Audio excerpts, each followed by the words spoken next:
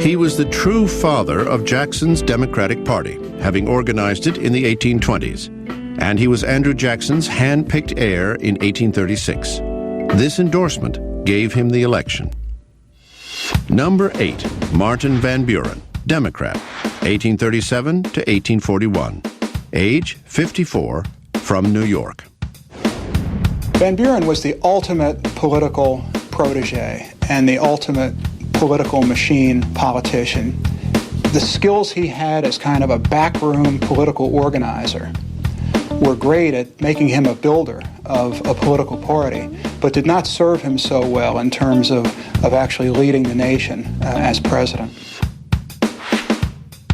Van Buren loved the good life, and I think in a way that he wanted to treat the White House as a kind of reward for a lifetime of hard work.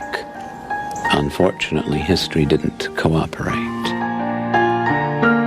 He got branded with a reputation that was almost entirely undeserved, and that is he got the reputation of being somebody who was a kind of wannabe aristocrat and was decorating the White House with gold-edged faucets and golden goblets and things, none of which was true.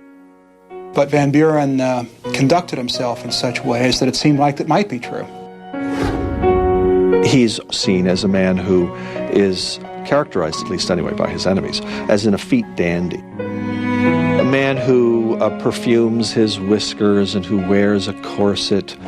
It's not the kind of image which is really going to work very well in the rough and tumble world of American politics of the 1830s and the 1840s.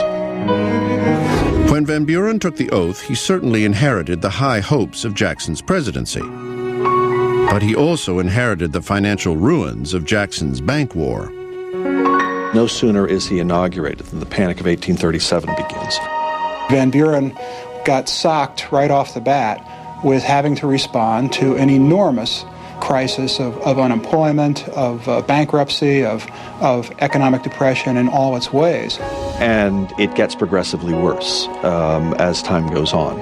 In fact, there's another panic in 1839. The one in 1839 was even worse.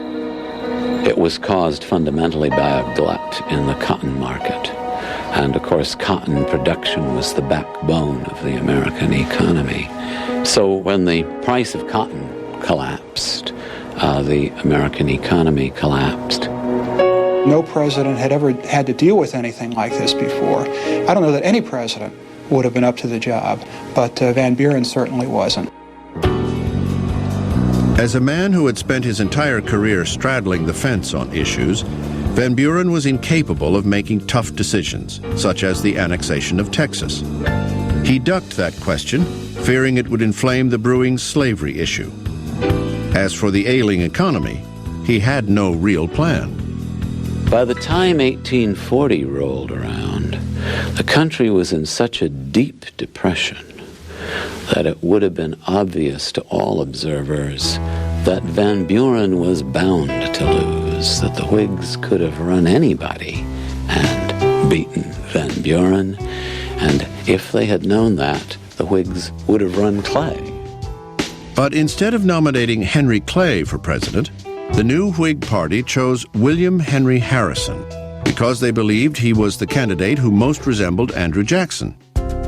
Harrison had been a frontier general and an Indian fighter. But more importantly, he supported the rechartering of the Bank of the United States.